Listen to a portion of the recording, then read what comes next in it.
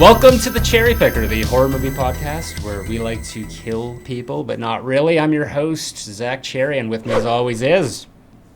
He's Nair. Eddie of Edward is Truth. Yeah. And you're looking a lot, you're moving now. Okay, that's good. The image is a little bit better. If you were here last week...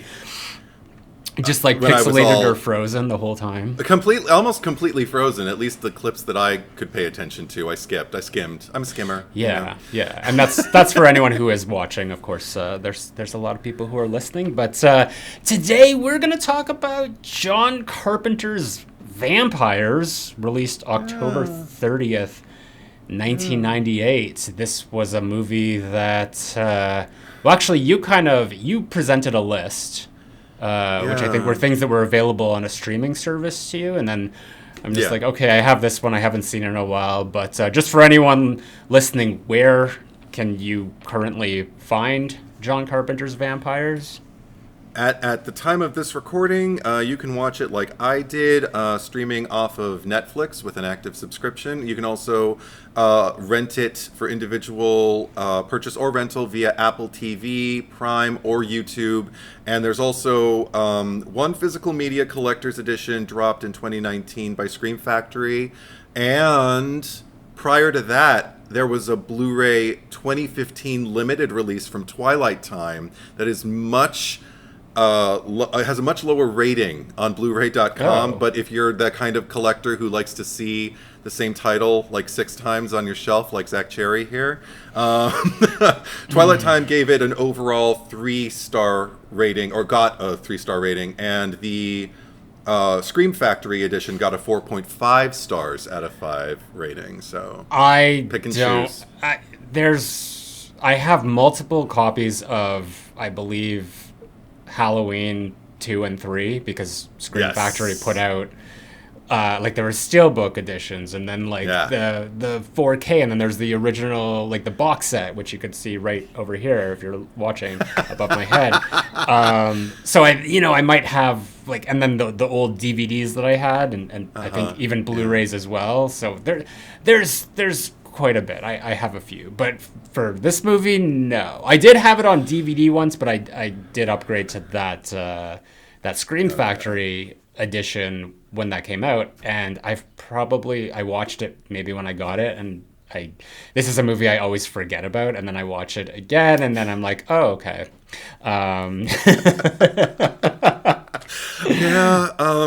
It's there's a lot to say. I mean, there's that, but I will say, cards on the table, of the John Carpenter movies we've covered so far, not my favorite. Probably the lowest rated of the ones we've covered. What have we covered? We've covered 3. And They Live. Yes. And was there one more? Vampires. Now. This is the we haven't covered a lot of John Carpenter. People have to remember, we haven't covered the original Halloween yet. We were doing a weird reverse order, because we started with the new ones, like the 2018 Kills trilogy and Ends, and then we did H2O and Resurrection. So we're like moving, not even backwards, because we missed the Rob Zombie ones, but we're gonna get to Halloween John Carpenter eventually. Yes. But no, I agree. Favorite timeline. I agree with you. If that was the ranking, Vampires would be last. And the thing is, when this came out, it was very, according to the internet, John Carpenter and everything, this was a very successful movie. It's according to Carpenter himself, he was at a point in his career where he was just ready to retire. He was so disillusioned with everything that, before this, I think he had made Escape from LA, which did not do well. And then this movie came out, and it was a success. But looking at the information online, it was the number 1 movie upon its release, and then it dropped to 8th in its second week. Maybe that has something to do with the fact that it was released Halloween weekend, and then after most people are just like, I don't want to see a scary movie after October 31st. But the budget for this, again, budgets for movies back then, $20 million. It made 20 million, like just over 20 million domestically, but apparently it made a lot internationally. There's no numbers to confirm that, but then home media releases and like rentals and all that brought in another $42 million. So it's just like, that's where it really found its success. So unfortunately that doesn't exist anymore because, you know, of all the streaming bullshit that you mentioned earlier. Yeah, because residuals are still kind of like a where do they go? Of like it depends on which platform and who the distributor is, and you know, like I have no idea. It used to be so crystal clear. It didn't mean people couldn't like be shysters in business and, you know, like just dupe you out of your money one way or the other, or even cook the books. But now who knows how it even works? There's no one set way for people to like make money like off of their films, and other than an initial just buyout, you know. Well, I don't, who knows, like, either, because like demographic wise, because like I talked to my mom and she has no interest in physical media. Like she never has, she never will. So she's, you know, like she'll stream things and I'll tell her like, well, you know, like, you know, she's just like, I don't like that. It's the convenience of it. And you know, thinking of like younger kids, you just kind of see what's available. Like there's so many movies that you don't know about, so it's just you're not cognizant of like what isn't there because you're just seeing what is there. So I mean, there could be all these titles that, you know, should be available somewhere that are only on physical media that just, you know, they don't even know about because of this. But you know, I there are a lot of younger people who are getting into physical media collecting, which I think is really important and it's really great. So, you know, maybe there will be a turnaround at some point, but it's it does seem a little bleak, at least right now. But well, it's just shifting. Like it's not going to look the way it used to, but I mean, people still buy LPs. You know, like physical media can still manifest in different ways. I mean, people for a time, I think we covered this some other episode. For a time, audio cassettes, like millennials and younger, Gen Z, were like discovering audio cassettes as these wonderful little artifacts, and people started manufacturing them again. It's very hipster, you know, for like soundtracks. Yeah, very hipster. I mean, it's very niche, but there's still a market for it, I guess. There's a lot of physical media collectors who are still collecting VHS, and they don't make VHS anymore. Like you can't get new stuff on VHS. Like the last time they produced VHS movies was like 2006 or thereabouts. Right. And it's just funny to see people buy it because, I mean, you're not getting it for the quality of the picture. You're just getting it for like the aesthetic of having it. I mean, like some people like to just get that like grainy, like videotape quality, but I mean that wears down. Like after a while, it's just gonna get eaten by your machine or however it works. So I mean, maybe there'll be a way to stream. I mean, it's already happened. Like this past Halloween season, one of the things that I kept kind of continually going back to, maybe it was just kind of like a beyond nostalgia yearning, but people stream like 6 to 8 hours of television that had been recorded on a VHS, with all intact with commercials around Halloween time. So you've got like ads for like McDonald's, only the chicken McNuggets are in Halloween costumes, and you know, like stuff like that, and advertising, you know, like this Friday night, don't miss Michael Myers in the John Carpenter's classic Halloween. I feel like he came home, you know, that kind of stuff. For anyone watching right now, like your side of the screen is like being broadcast in VHS, and my side is Blu-ray. So how apropos. I planned this, really. But and no sooner did I say that you now have frozen. Oh, great. Okay, I'm gone. I should not guffaw for the rest of the pod. So you gotta like appreciate that. Yeah, you gotta like remain as still as possible because you get very animated, and then that's just like all the pixels are like, where do we go? Yeah, right. Oh my gosh. Anyway, I guess this is the movie that saved John Carpenter from retiring for another couple of years. Because what did he do after this? He had Ghosts of Mars. What? Here, let me.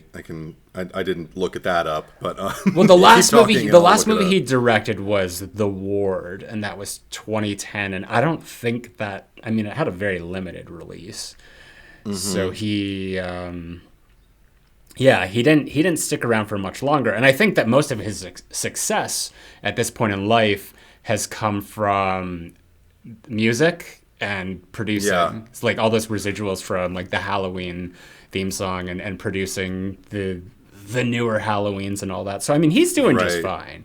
Oh yeah, absolutely. 3 years after this, Ghosts of Mars released. Then he did 2 episodes of Masters of Horror, and then he did The Ward. And after that, it was like music videos and miniseries. Yeah. Yeah, it didn't go on much longer.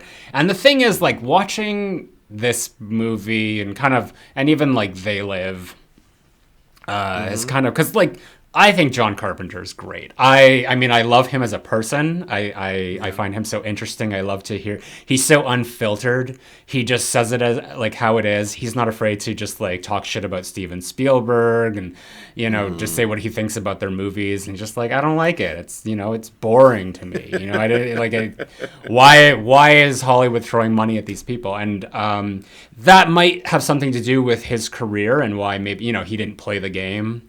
In terms of like kissing people's asses and whatnot, because I mean a lot of the films that he made, like the great films of his career, were earlier on through independent studios. So it might have been a thing that people were just repelled by him and like I don't want to work with that guy. He said he talked shit about Steven Spielberg or whomever. Maybe. So I mean, but like I said, at this point, like it doesn't. Who cares? Or at least for him, he doesn't probably or isn't too bothered by it. No. But just kind of revisiting some of his filmography, just like, do I really like his movies though? Compared to like other directors that we've talked about, like Wes Craven or Argento, where it's like, okay, I mean, like, I feel more of a connection. Like I see a pattern across their careers, whereas like John Carpenter's, like there's some really good films, and then like you get to like his 90s movies or like Ghosts of Mars and stuff, and it's just like, what are you doing? Well, then you start getting invested in the story. Then you start getting invested in like the director as an entity unto himself or herself, even just asking like, what, where were you in your life? What was the story behind this? Because I mean, we've talked about that. We did this with Cursed when we discussed like the story behind like the production hell that movie was. And we, if ever there were 2 Wes Craven lovers, there are 2 speaking to each other right here, right now. But I can also acknowledge the fact that like not every single thing that Wes Craven touched is something that has me going like, it's a winner. Oh my God, it changed my life. It's a landmark in cinema. Not everything. That's not what it's about. It's about stepping up to the plate and putting forth the effort. And and there are other people whose decisions can affect the way your film is delivered to the masses. So with all of that, like I mean, because I agree with you. Like I like John Carpenter too, but like I said, the experience with this particular film, I did look into a few interviews. There isn't much footage on this one. I don't know if people posted anything off of the Scream Factory release, but the few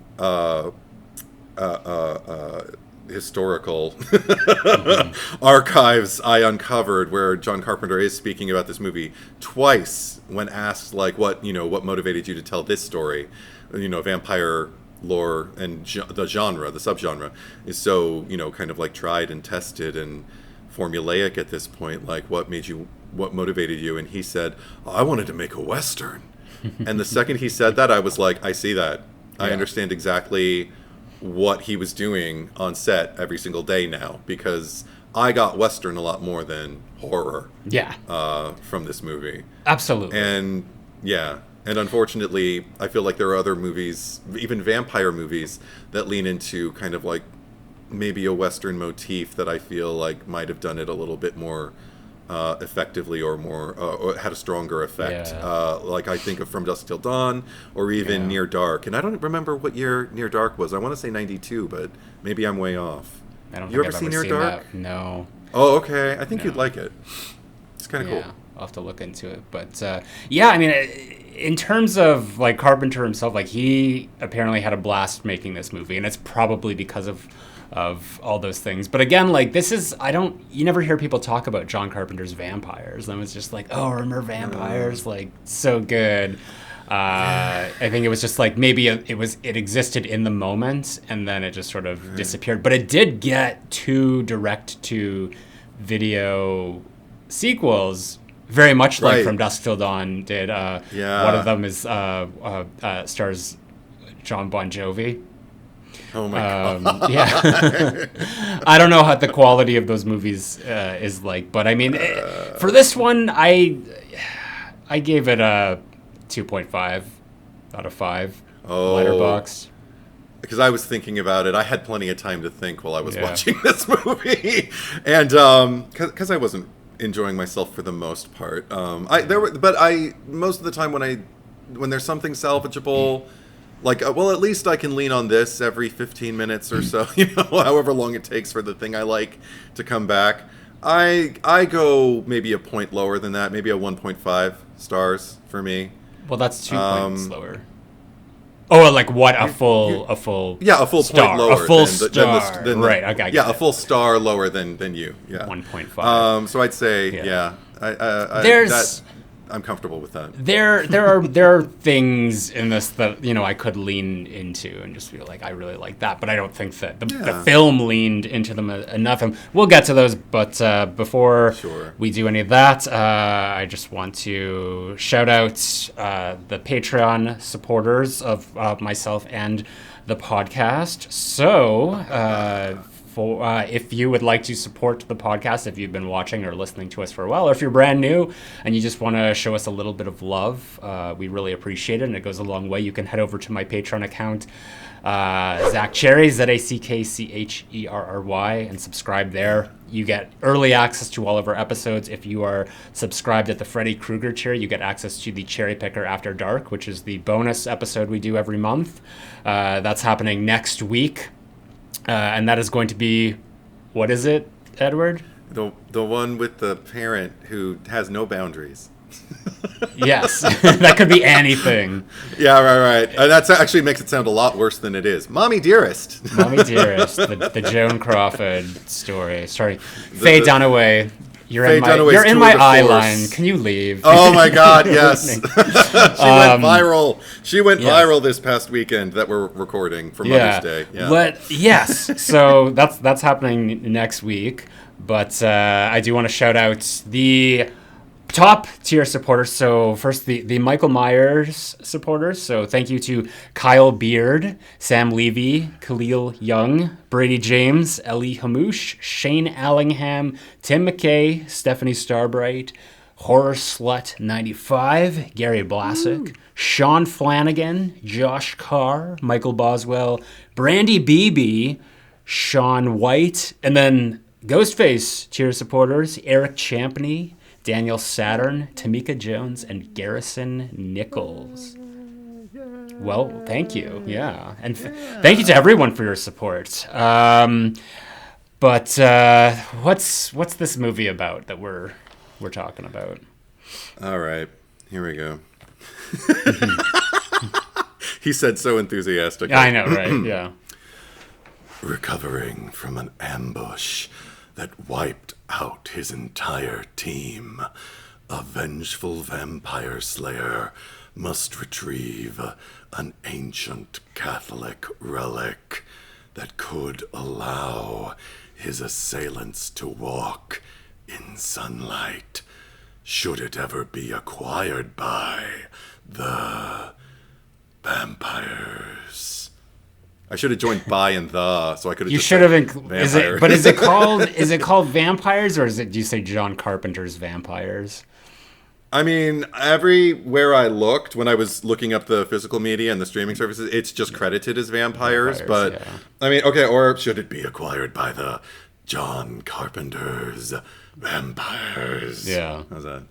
Sure. Acquired by John Carpenter's Vampires.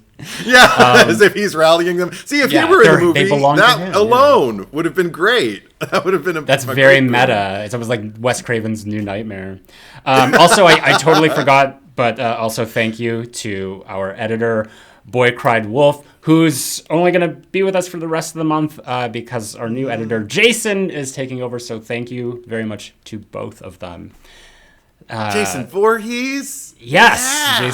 Jason Voorhees. Gonna hack and slash. So, okay, vampires. Yeah. We usually ask each other like the origin story that we have with the movie. Like, do you remember your first time seeing it at all? It probably was one that I wanted to see in the theater, but couldn't because, like, at the time, like, I would have been, like, 13 when that came out. But I remember the trailer for it because it was, like, it had the Marilyn Manson... like it just like everything Beautiful about people. It, like yeah, and the flying vampires and all that, and it's just like everything was so like 1998 was a very like horror heavy year. Like we come off of like Bride of Chucky, Faculty hadn't come out yet, but H2O, I Still Know What You Did Last Summer. All of those movies, and this is so like this is very different because it is more of a Western. It's not like a teen horror type of thing. But even as a Western, like I'm not a huge fan of Westerns. There are Western movies that I really like, but it's never been a genre that I've kind of leaned into. Like you can even go back to the beginning of John Carpenter's career with Assault on Precinct 13, which by his own admission, he says is a remake of is it called Rio Bravo? Oh, okay. It's it's a Western where there's like people are holed up in an Alamo, and there's the villains that are they're just like we got to kill everyone inside, which is very much like what Assault on Precinct 13 is, but just like set in Los Angeles in the 70s. So Carpenter's always had like a very like a keen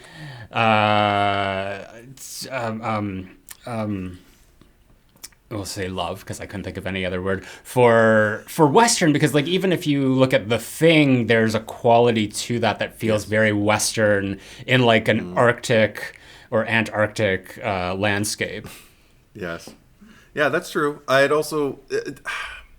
think it was just the level of machismo that if it was a PH, it would just be like off the charts because the second like James Woods started barking orders at the team and everything like that, I was just kind of like, oh, I'm not gonna like this, am I? Because I don't trust the energy of this guy in charge. He's so self-assured, and even in the beginning, before I even read Western, I was like, this is giving me more action movie than horror. You know, like, ooh, look at this badass with a leather jacket and a cigarette and a dick. Like, I mean, I require a little bit more. Well, I also just thought, yeah, go ahead, sorry. Well, I was just going to say, this movie has absolutely zero emotional stakes involved in anything. Like, in terms of characters, like, okay, if we're looking at, what's this guy's name? I don't care, I just called him James Woods. Crow. Yeah, I just because the guy's like Jack Crow. Right. There's no like from the beginning to the end of the movie, he's the same person. Like he doesn't go through anything. It's just like every scene is a new way of just like, how can we show how badass he is? And just like, and him being a badass is just sort of like cracking joke. Like the whole time I was just picturing Hades from the Disney Hercules. Probably the only thing that holds up when I watch a James Woods performance now, and maybe it helps that like Disney's doing all the physical acting. I mean, granted, they probably captured his face on video and replicated a lot of stuff, but the James Woods legend hasn't really reigned supreme with me in recent years. My mom had a chance encounter with him years ago here in Calgary. He was at a coffee shop somewhere, and she was parking, and she accidentally hit a car, or just like, rear-ended her, or wherever it was she was trying to park. So she went into the coffee shop where just presumably the person's who was in there, the car it belonged to, and she just walks in and announces, like, does that car belong to anyone? I just rear-ended it while I was parking. And he, like, all of a sudden, you just hear James Wood, and he's just like, that's how people drive in New York. And she's just like, oh. And, like, James Wood's just, like, randomly in a coffee shop in Calgary.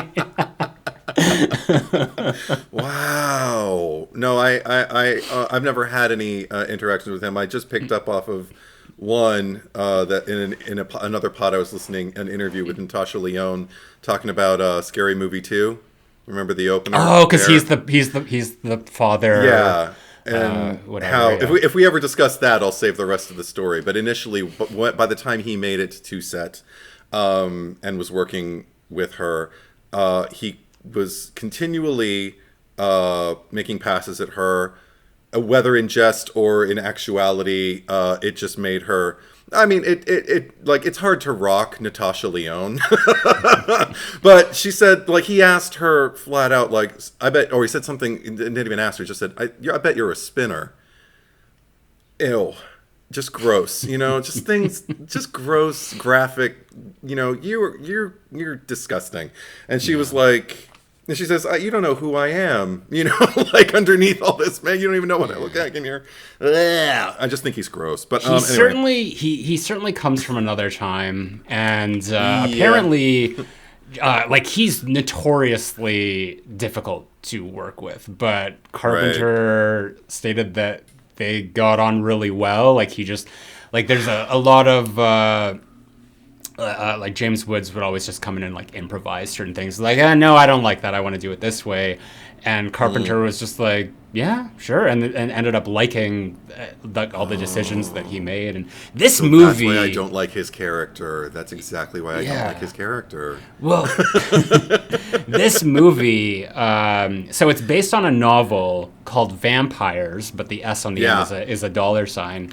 So I don't know if from what I understand, there's not really a lot of what that novel is into this movie, because there's nothing about money here, really, other than that they're being funded by the Vatican, I guess. Yeah, but there is... Wow. Yeah, so that's that. The author of that was John Stakely. So they had two scripts written. One was by a Don Jacoby. I don't know the other guy. I guess they used the Don Jacoby one.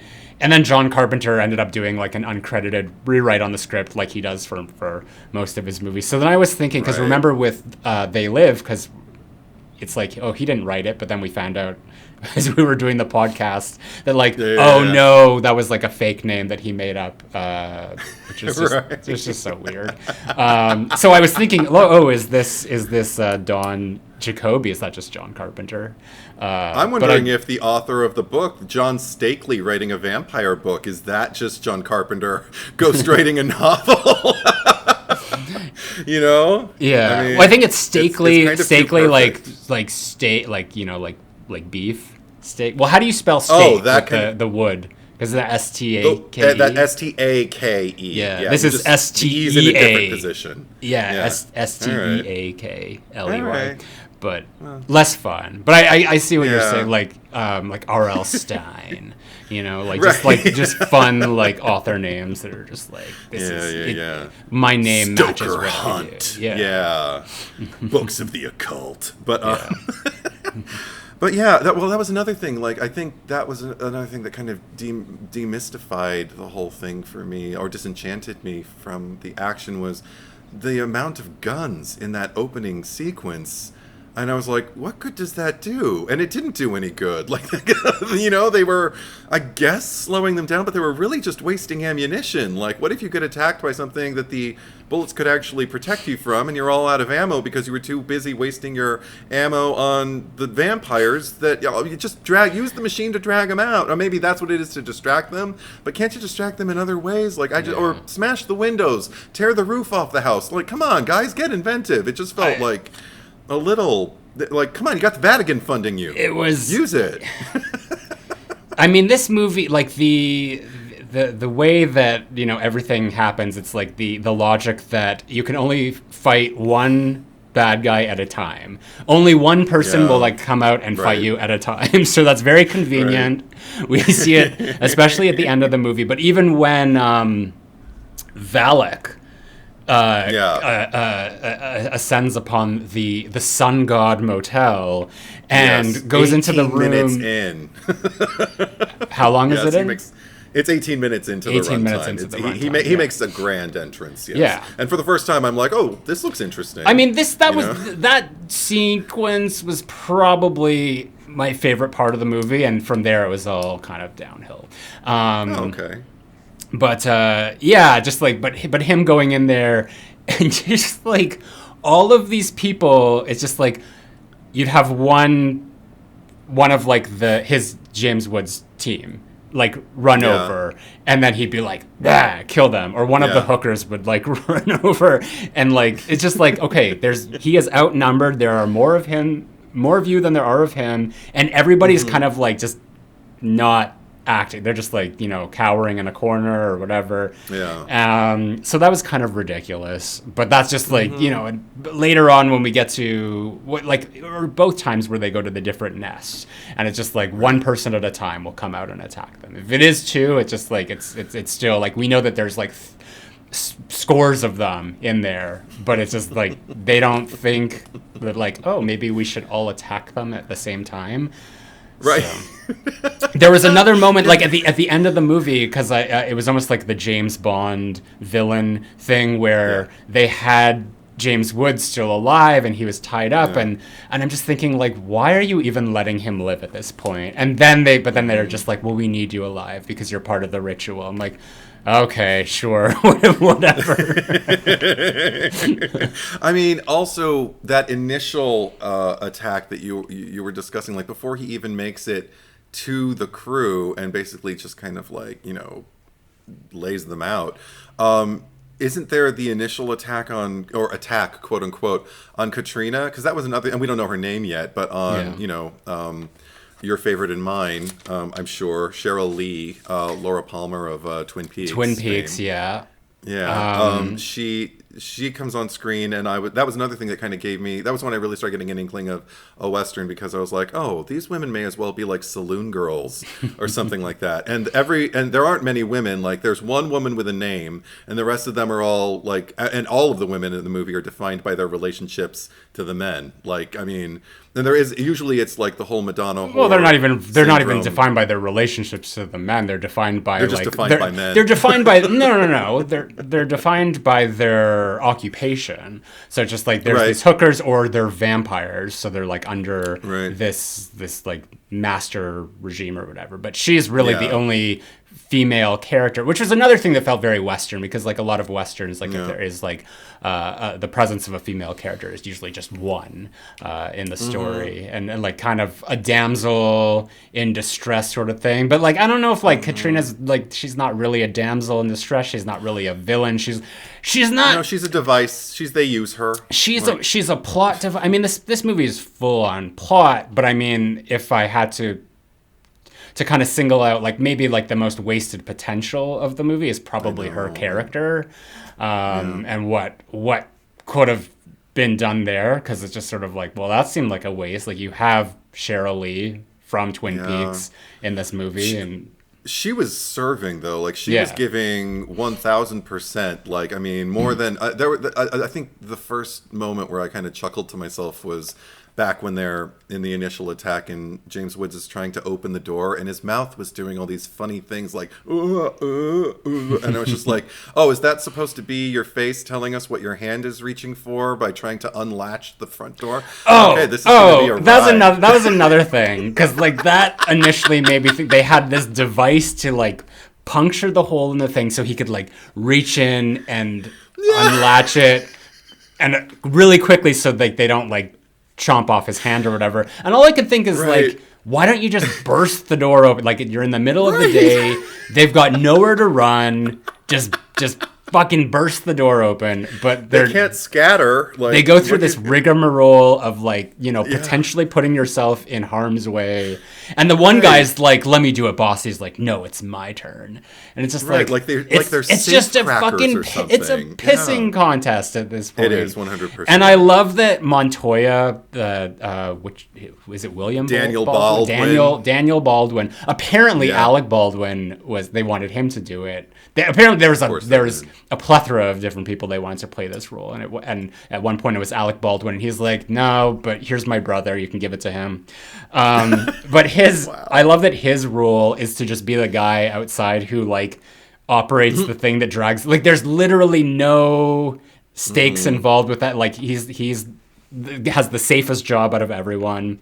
And he just has to pull them out with the truck. They tried to attach stakes to STAKES to it when he but not physical stakes, like, you know, stakes as in like, oh, there's a lot at stake here. When I think it's spelled the same. I can't remember at what point. Yeah, I think it is spelled the same. Yeah. But I can't remember if it's in the beginning or the end because it's so insignificant. But at one point they're using that device to like pull the vampires out into the light like they do. It was probably the last climax. Yeah. But one of them was clutching onto James Woods' character and just dragging him out there. And the stakes that were implied were if he gets dragged out by this vampire into the daylight and the vampire catches fire, so will he. So I think we're supposed to be like, oh no, but the vampire gets dragged out, he rolls away, and the vampire ignites in flames. And I'm like, oh, phew. Like, I mean, nothing. Well, I was never biting my nails during this movie. The physics of it all as well, because there's the sequence that you're referring to is like more so in the middle of the movie. But the first vampire that they kind of hook onto, she's grabbing a post. So it's just like, it's not moving. And that somehow breaks the cable. Right. That snaps the cable. It's just like, she's just holding onto a thing. And we see at the beginning of the movie, one of the vampires does that, and he just goes over and shoots their hand off. And that is enough to pull it out. So why he wouldn't just do the same thing again at that point in the movie? Like, they had ammunition.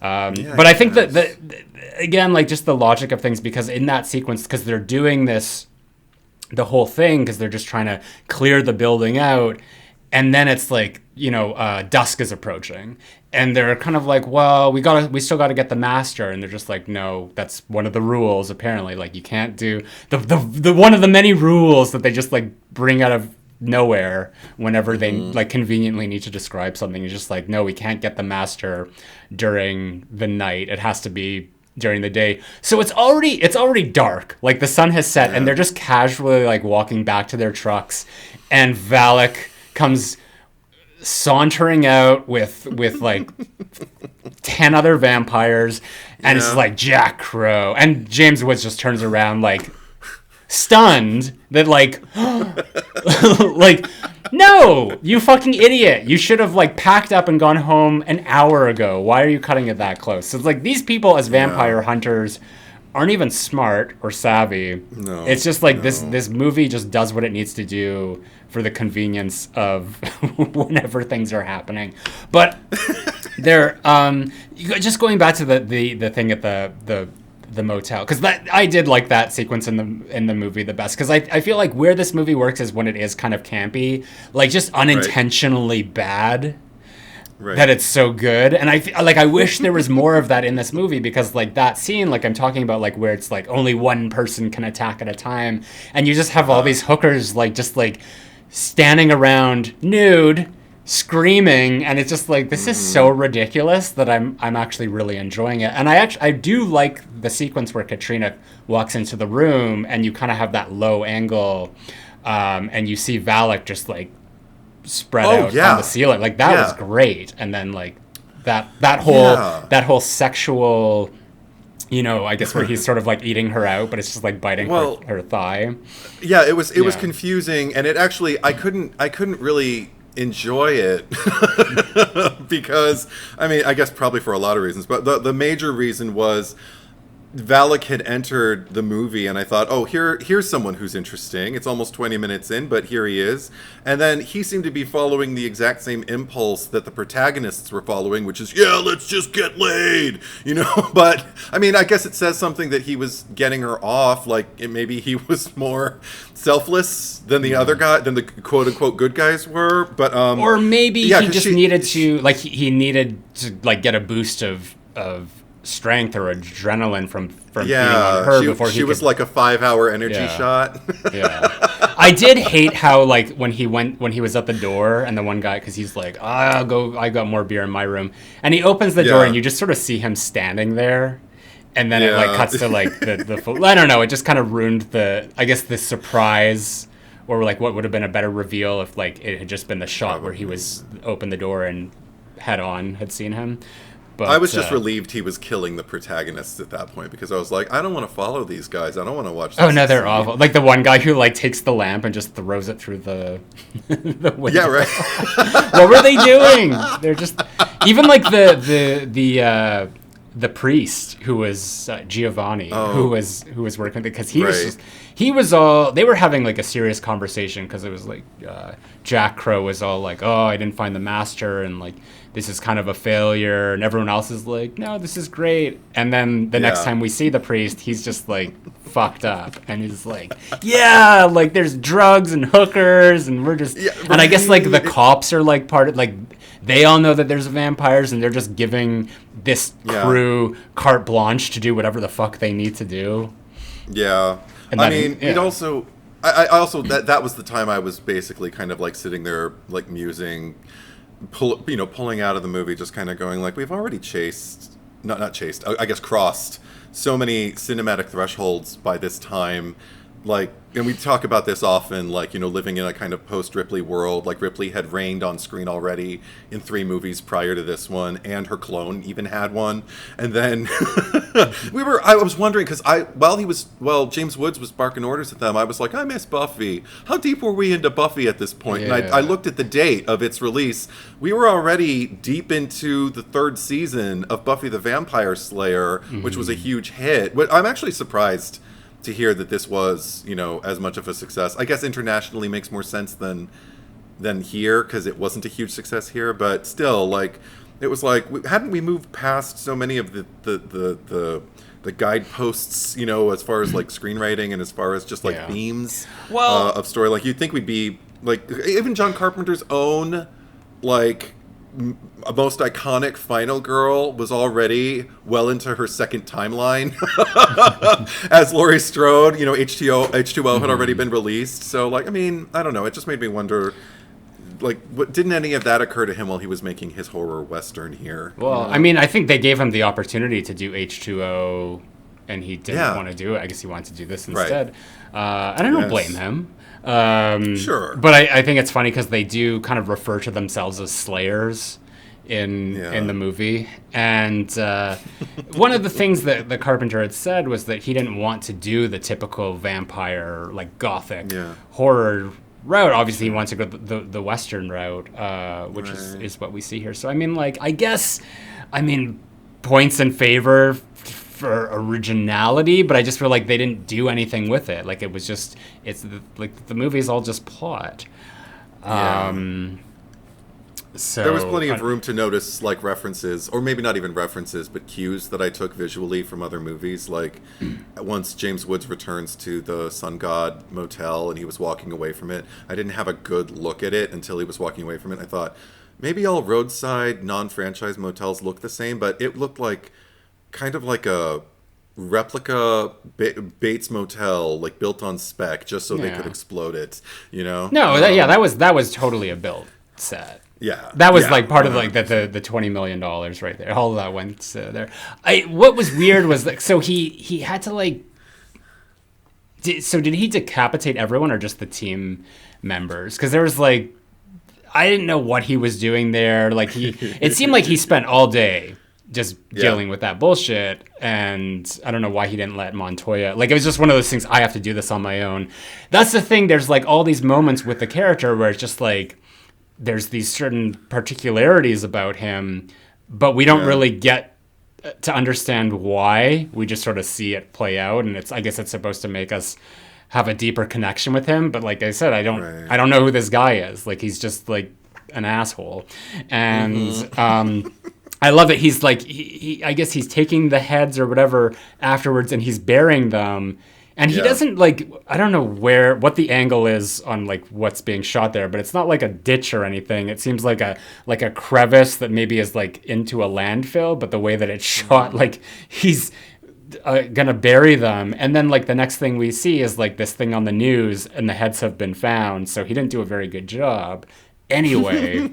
And I again, I can't blame James Woods for everything, but I did continually keep going to like, why, who would have been great in this? Kurt Russell or Keith David. And then even when when he gets to when you finally find out that he's funded by the Vatican and he's having that audience with Cardinal Alba, played by Maximilian Schell. Who that was an uptick for me because I hadn't seen Maximilian Schell as an old man. He was an actor in the mid 20th century, really, really successful, won an Oscar for Judgment at Nuremberg. But I first knew about him because of a hideous German filmed version of Hamlet that he made when it might have been like 1960, and he was very young and very handsome. I remember him most because I think he's the person who at the Academy Awards announced the winner for the Best Actress at the 1962 or 63 Oscars, where it was the infamous like Betty Davis snub on whatever happened to Baby Jane. So then Joan Crawford came up and accepted the award on and Bancroft's behalf. So it's like he announced it, and then Joan Crawford came out and did her thing. Yes, what a moment! What a moment, and what a moment to be a part of, Maximilian Schell. But and so you've seen the footage. He was a dapper fellow back in the day, and I kept looking. Where's that face? And he's just he just looked like an older man. He looked fine, but he just looked like an old man. But, you mentioned Kurt Russell, and actually John Carpenter did want Kurt Russell to play the lead role because obviously they had just worked a few years prior to this on Escape from L.A. But I guess Kurt was busy with something else. Yeah, multiple projects prior to that too. Like that's a good working. Well, he was a big action star in the late '90s too. Like there was a lot of. You know what? He might have been too big for this around that time because Tombstone.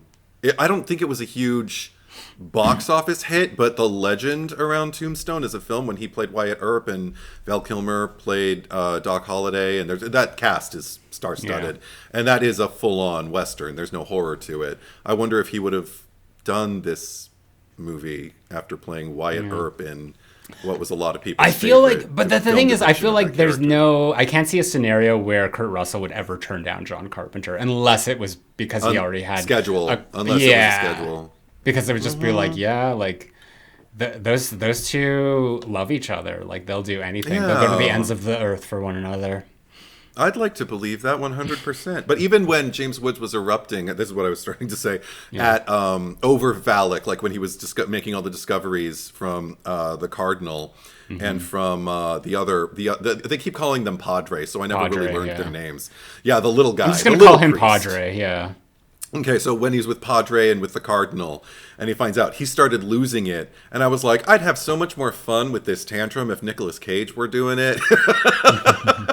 But again, 1998, was that around the time of Face Off? Like, he was already... Yeah. And I think around the time he was going to win his Oscar for Leaving Las Vegas and stuff. Yeah, so. I think Nicolas Cage as Jack Crow would have definitely leaned more into the camp of things. But my favorite moment of the movie, which I just like, I started laughing out loud hysterically, is when James Woods is up on that cross at the end, and then we think, I guess, Daniel Baldwin's character Montoya is dead, but he comes back, and he's driving by on the truck, and this is after Padre has already blown Cardinal Alba away with the shotgun, and here comes Montoya on the truck, and he driving by, he harpoons the thing into the cross, and then in slow motion, might I add, and then all of a sudden the cross just like comes flying off, and James Woods is being dragged on the back of this cross away from the vampires, and all I could think is like, what if that had like fallen the wrong way and it was just like face down, and James Woods would have just been dragged by his face along this. Oh my god. And again, if it had been Nicolas Cage, it would have been perfect, because you just would have heard, oh, the bees, not the bees. Yeah, right. My eyes, not the cement. Shit. Oh, that would have been not incredible. The road burn. Yeah, right.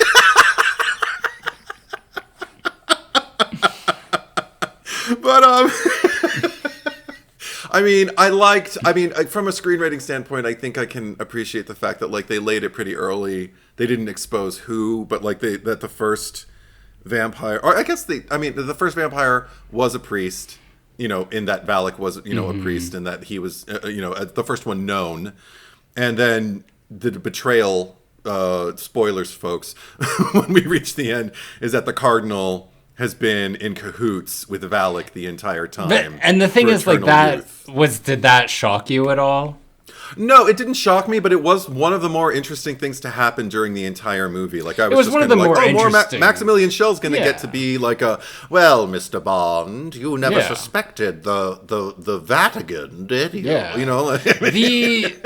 Well, because that's the whole thing. They're just like, who betrayed us? I'm like, well, what? Let's see which characters are in this movie. There's like maybe two other people it could have been. But there was the other guy, like Padre.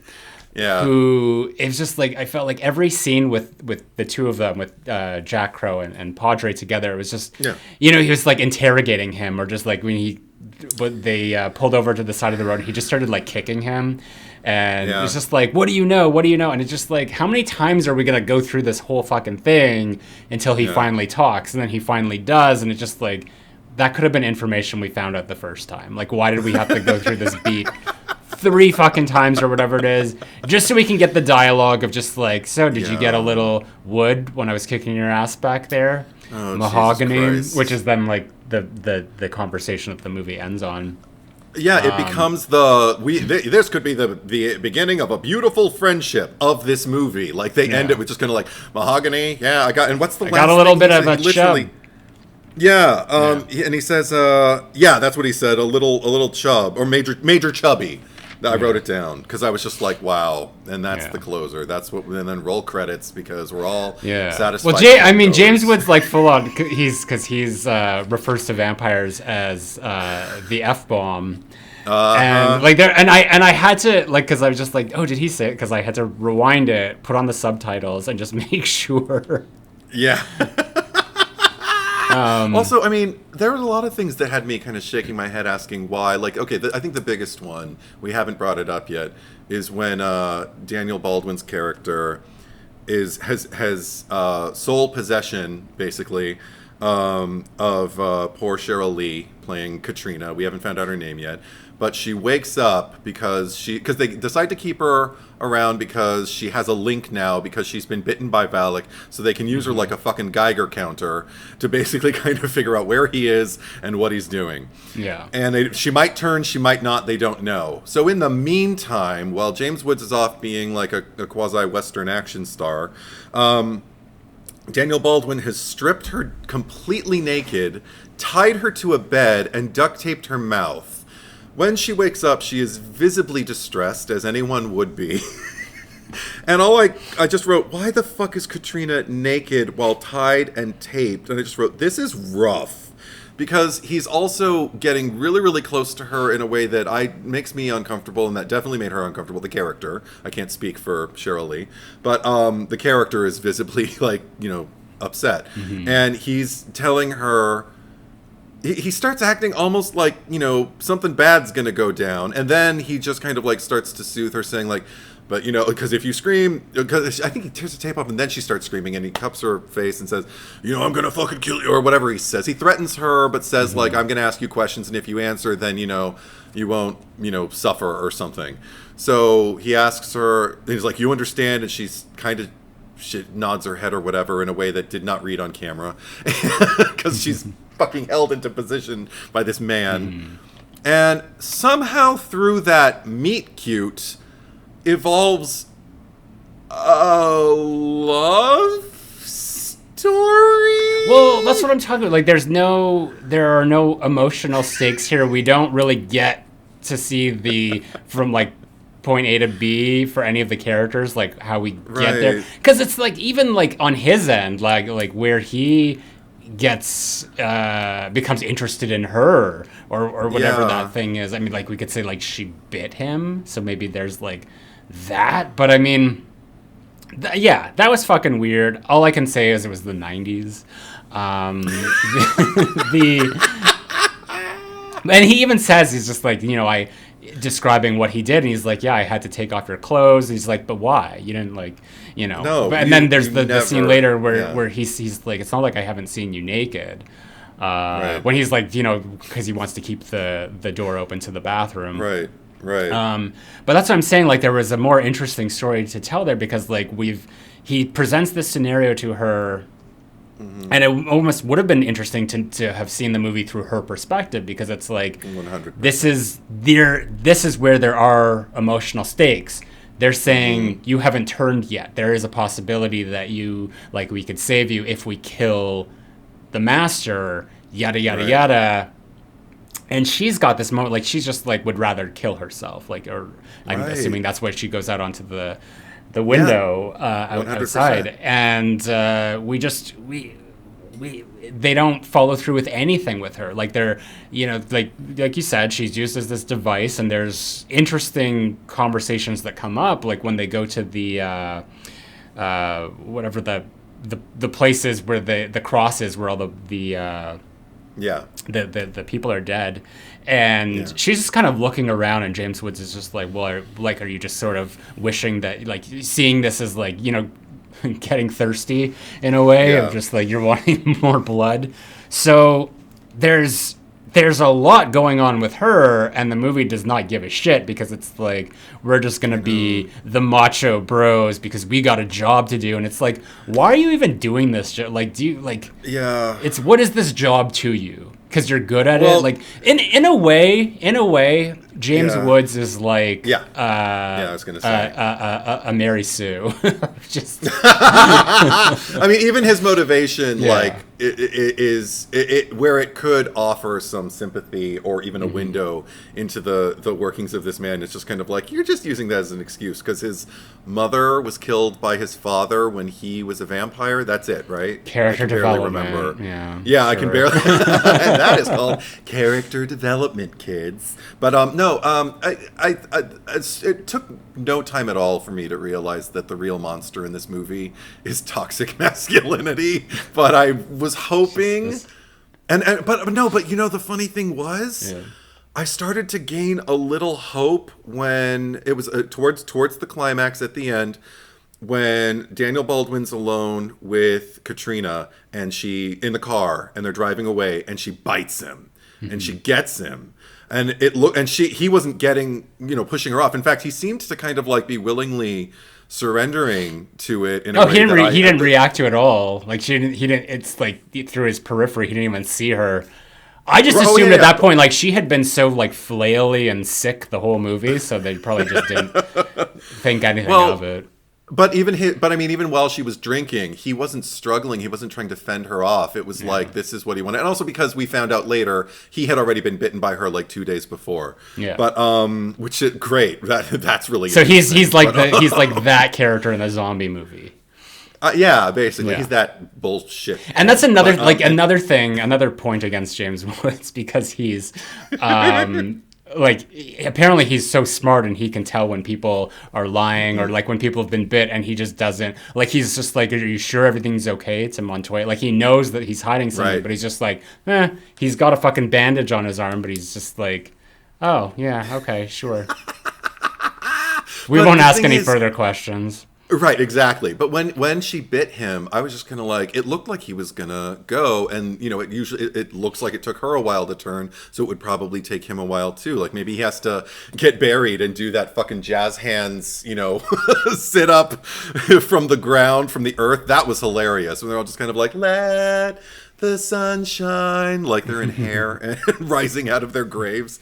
But anyway, I thought it would take him a while, so maybe he'll be, the last beat of the movie will be like him growing fangs or getting his eyes all glowy, or even just thirsting for blood or something, or even just looking for her. So I'm like, okay, that's pretty interesting. Like, I like that one of the guys is taken out, and it happened right after James Woods had been knocked out.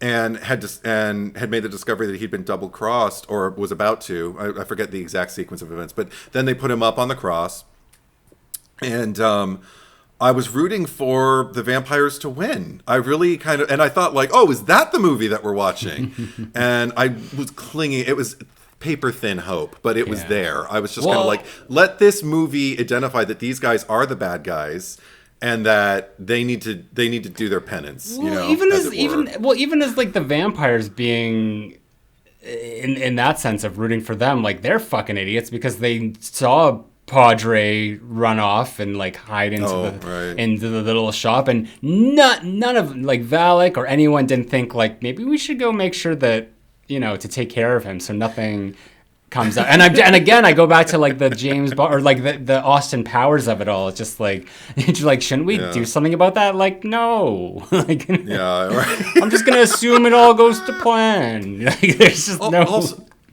you also talked about, like, I agree with you. There's 100% no character development in this movie, but there are attempts at, I guess, inner conflict manifesting with characters, but it's done incredibly. I don't feel like it's done intentionally. I feel like it's just kind of like an accident, because when James Woods comes back to the room where Daniel Baldwin has been alone with Katrina, and he sees her, in the condition that she's in, and James Woods starts kind of talking shit about her. Oh, wait, no. James Woods is the first one who's kind of like, oh, why'd you have to do that? Or something like that. And Daniel Baldwin's just kind of like, what? I just had to do what I had to do because, I'm a man and whatever. And then, so it seems like James Woods is the one whose humanity is showing a little bit more than Daniel Baldwin's. It seems like Daniel Baldwin has like a no mercy kind of attitude toward her. But then later on, I think when they're like, in a courtyard or at a fountain, maybe when they're getting the cross, I don't know where the fuck they are. James Woods starts talking about her and throwing away like whore and, to really derogatory terms about her, and Daniel Baldwin starts defending her, and I'm like, who's the good cop here? It's not like a nuanced. It's inconsistent because at the start of the movie, like, she's the hooker who he's kind of chosen, like, he's already kind of hitched his wagon to her post. James Woods, that is, right. And then when they're escaping, they like grab her and take her with, and it's Montoya who's just like, leave the whore or whatever. So, and then you're talking about the scene where he just sees the, like, why did you hit her and this and that. So it's just sort of like, well, I agree. It was very inconsistent, and it didn't matter either way, because like whatever love story formed from there, it's not like the roots were really planted all that well for it to make sense. But there was another thing that I caught at the end of the movie, which was sort of like, like the realization and just like the standoff and all that. And then James Woods says to Montoya, because he's like granted him this like 2 days reprieve, and he says the line or the quote, I will hunt you down, I will find you, and I will kill you. And I had to look this up because I've never seen the movie Taken, but we all know the Liam Neeson quote, and it just like did Did they steal that from this movie? I mean, I bet it's done used to a better effect, because that was another thing. Yeah, the 2 days thing was gonna like, you had 2 days that you were bitten and you didn't tell me, but you still had my back. So you know what? I will give you 2 days in return to go off and 2 days where you lied to me, though. Yeah, right. But it's the like logic this, makes again, no sense. It's this weird, again, action movie, Western logic, like honor among thieves kind of thing. And I could tell from the music and the way they were playing it, it's supposed to be badass, but it just felt like utter stupidity. I was with Padre standing behind him going like, he's a vampire, shoot him! It's like, no, that wouldn't be fair. I suddenly care about playing by the rules or something, or creating my own rules, because it's easier to live by that. It was just so fucking stupid.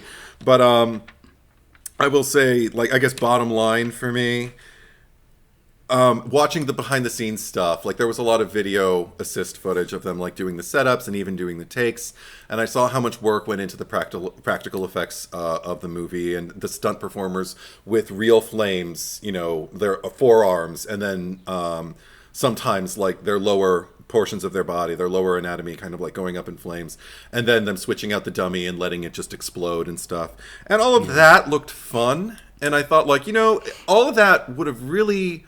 The special effects were not my issue at all with this movie. They all could have, like, really, if they'd just been I thought the cinematography with a plot was that I cared. Yeah, I thought the cinematography was done quite well.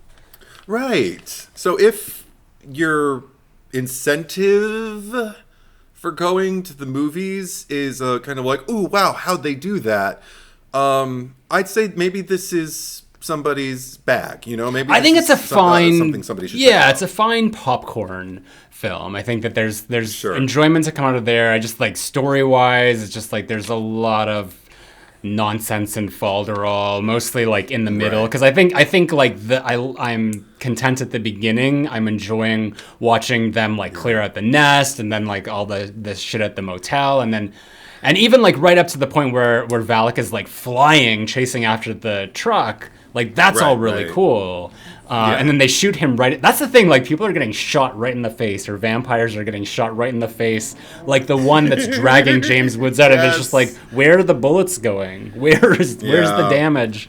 All that was good. And then I was like, okay, I'm having fun again once in the moment where they were like, all right, let's pack up and go home for the night, when it's already, like, sundown and Valak comes out. And then the end of the movie with all that shit and Maximilian Schell coming back, but everything in between, I'm just like, oh, this is a bit of a slog to get through. Apparently, I mean, well, not apparently. The Blade, like Wesley Snipes, that came out the same year, like the first Blade movie. Like the plot is exactly the same, just in terms of like the vampires, because they're trying to perform like. There's a thing or a MacGuffin, and they're like performing a ritual that will make them be able to walk in the daylight, and it also like has a woman who's bitten and has a psychic link, and this and that.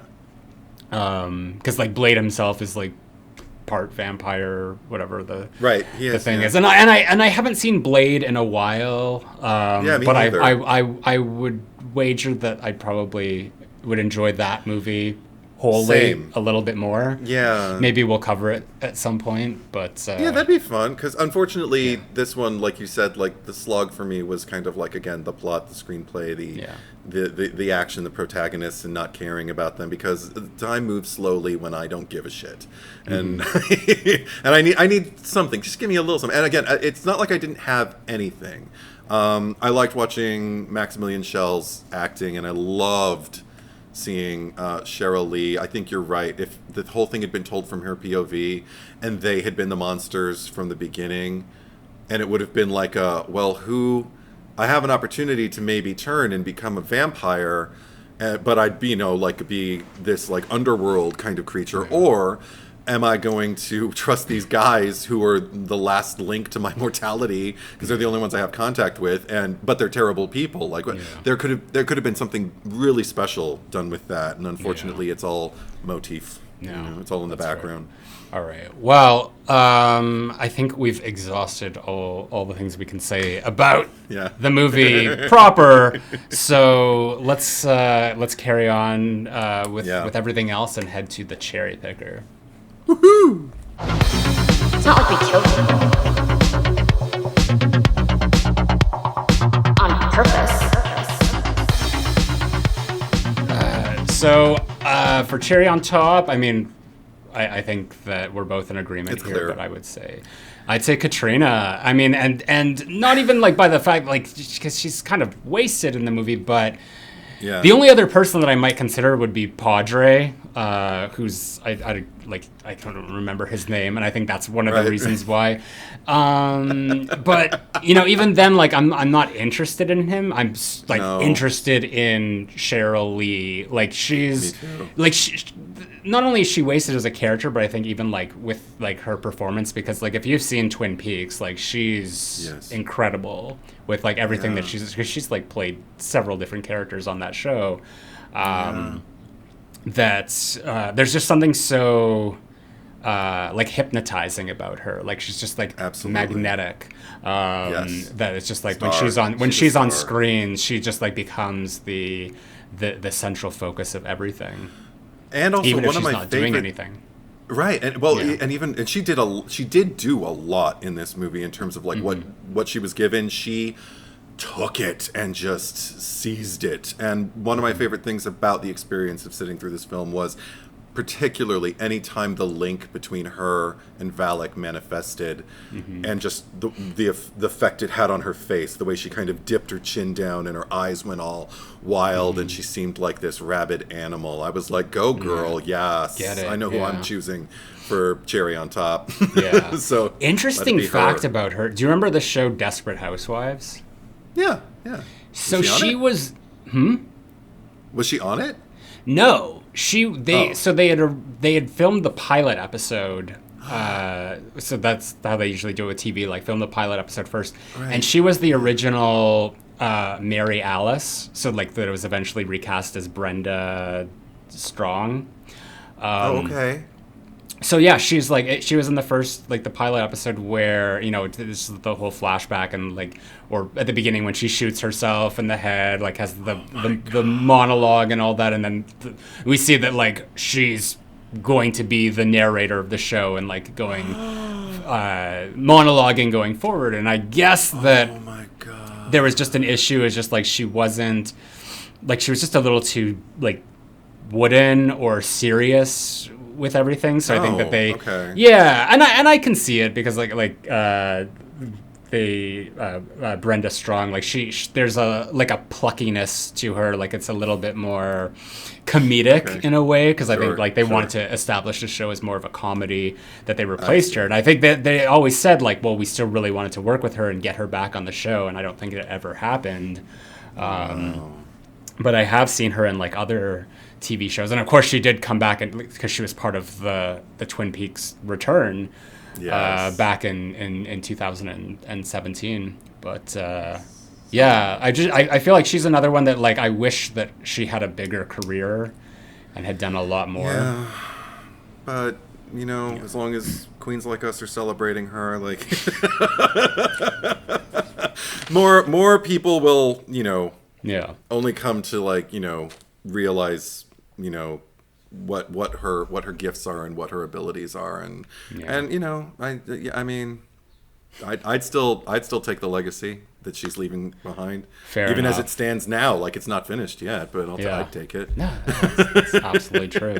All right, so last week we asked you who deserves to die the most in The Boy.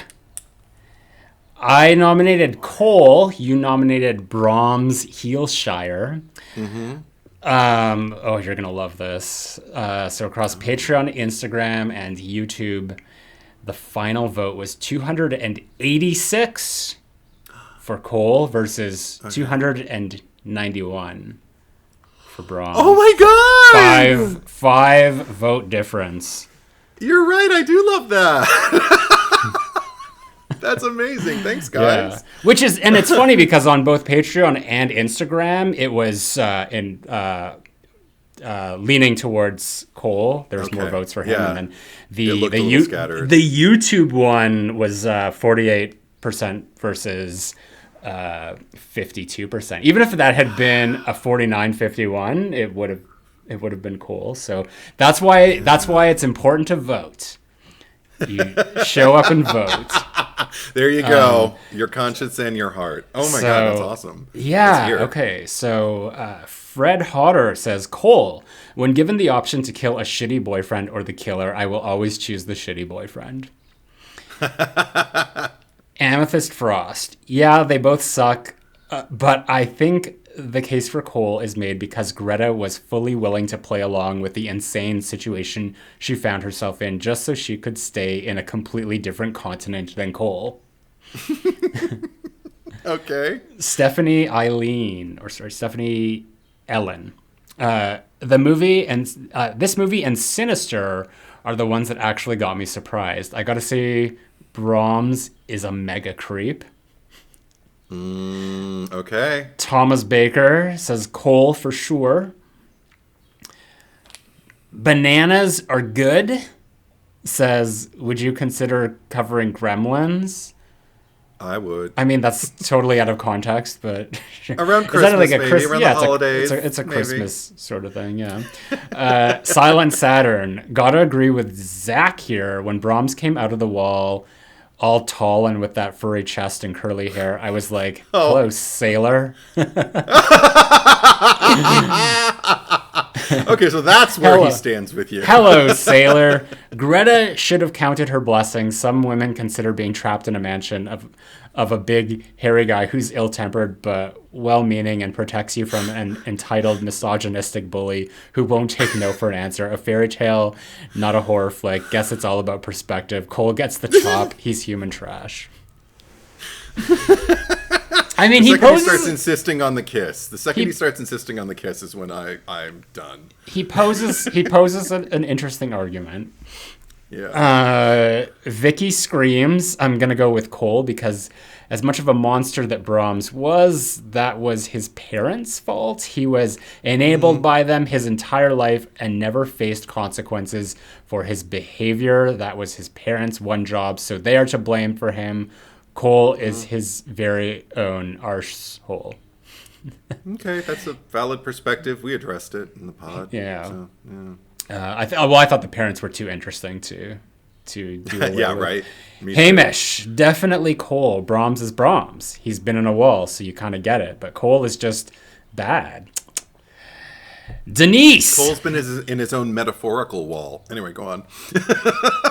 Denise. Cole gets my vote. The way he is trash from the lowest level, no matter how much Brahms creeps me out, still I would choose Brahms as company over Cole. Wow. Okay. Yeah. So vocal minority. Well, is it really a minority though? Like when it's that close, it's still minority. No, it's still less than five votes. Okay. How do I know that wasn't you making 5 different accounts and going and voting for? Because it doesn't matter that much to me. I am just as happy to receive less votes from not what I heard. A number of people. It doesn't. Oh God. Anyway, so now I got to choose somebody. Yes, please. Shouldn't surprise anybody. I'm gonna choose Jack Crow here. I think I have like 4 points to make. There's an instance in the movie where all the priest's corpse are laying around and everyone is kind of all the police and everybody is kind of like, you know, stunned and, you know, physically like retching and stuff like that while James Woods, or I keep writing James Woods in all my notes, smokes a cigar casually as if to go like, wow, what a man. Fuck that shit. Also, there's that exchange with Padre in him where he's threatening Padre. I think they're in the bathroom and he tells him if you don't want to get cut. And he just says, you're not going to do that. You're a righteous man, Mr. Crow. And I'm like, what? What evidence of righteousness have we had thus far? Do you just have blind faith in him? I mean, I know you're a priest, but Jesus Christ. And then also I hate just hearing James Woods speak Spanish because it's aggressively white American male to me. The way he just goes, "Hey, padre," or "Hey, amigo," and I'm just like, "Oh, gross." And also that leads me to my fourth point. It's when before they go into the jail elevator for the climax, where James Woods and Padre are like checking in, and they have this. It's an incredibly casual exchange where it's just Crow says like, "Padre, hey, Padre," and Padre says, "I know." And he goes, "Okay," and they just move away, and I'm like, "No, what? Was that supposed to be a symbolic moment, like a significant exchange between these two men who have like grown to know each other so well that they're beyond words? Because the audience should probably be clued into like what's going on between them too. Maybe it was supposed to be a laugh, but it just confused me. I just think he's a pig, and I think he's everything that's wrong with the world, which is usually what makes me vote for somebody.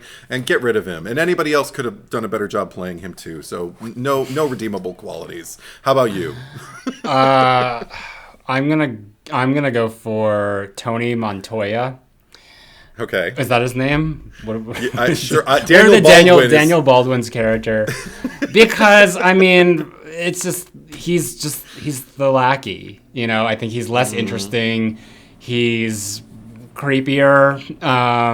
Like the whole like the weird relationship with Katrina, and then like the sudden blossoming romance of it all too, and just all that. I mean, like, and I mean, at least James Woods is James Woods. You know, I can like, you know, get the Hades and all that in there.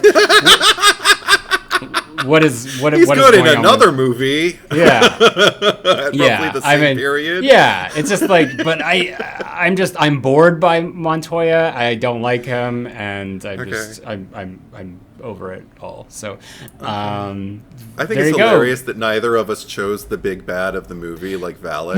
We haven't even talked about him, really. I know, Thomas Ian Griffith. He's the guy who played the big bad in Karate Kid Part 3, actually. He was the evil sensei who was trying to sway Daniel-san away from Mr. Miyagi. That's the only other thing I know him from. But he works quite consistently.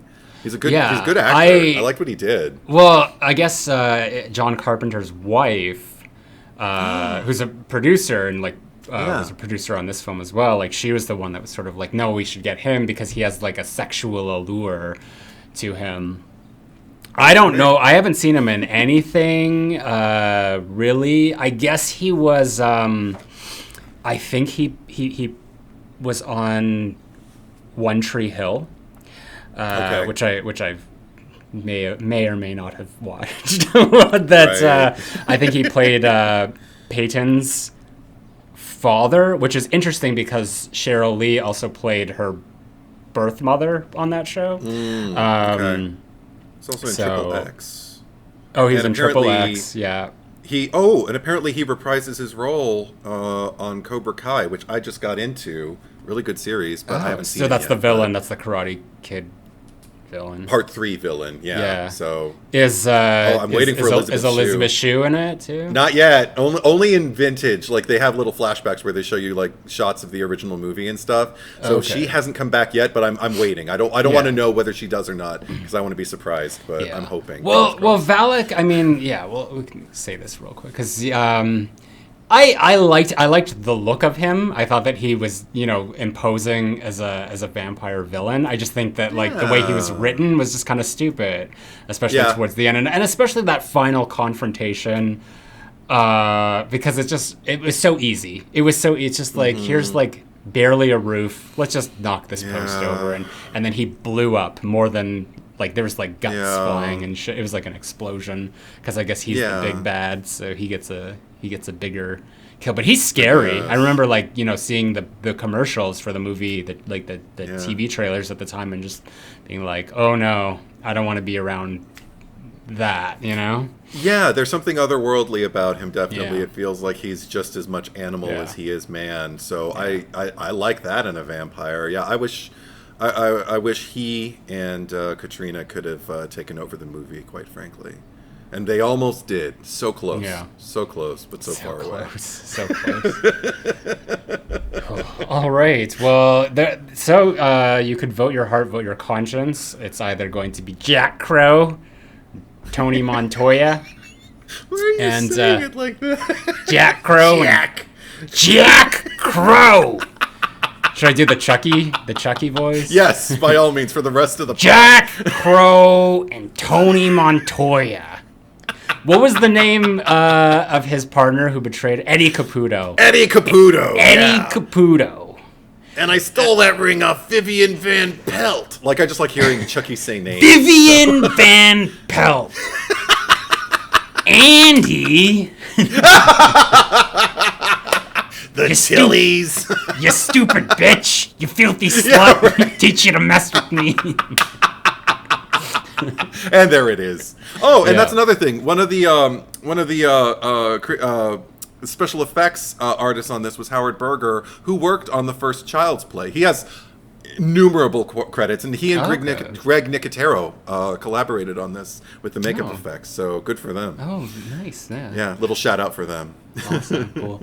Anyway, we keep trying to say this and we get thrown off track. I know. Which is no, which is good. Unless people are getting frustrated. But yes, you can head over to Patreon, Instagram, and YouTube to cast your vote there. If you do go to Patreon, you don't have to be subscribed to vote extra there. But I mean, again, like, consider supporting us and showing us a little bit of love. We appreciate that very much. If you want to vote on Instagram, you can follow the handle at the Cherry Picker Pod, and of course YouTube in the community section. So if you are new to the Cherry Picker and you are listening to us, you can head over to YouTube, subscribe, and see our faces. Sometimes yours, you know, if it's not pixelated and frozen. And working on it. Yeah, and if you are watching us and you are on the go, you can find the RSS feed link in the descriptions down below and listen to the Cherry Picker wherever podcasts are streamed, typically. Edward, where can they find you on social media? You can find me on the platforms of Instagram, YouTube, Letterboxd, and TikTok, all under the handle Edward is Truth, one word, traditional spelling. If it's another platform and it has the same spelling and the same one word, it's not me. So how about you, Zack Cherry? Okay, you can find me on my main YouTube channel, Zack Cherry, Z-A-C-K, space, C-H-E-R-R-Y. Space.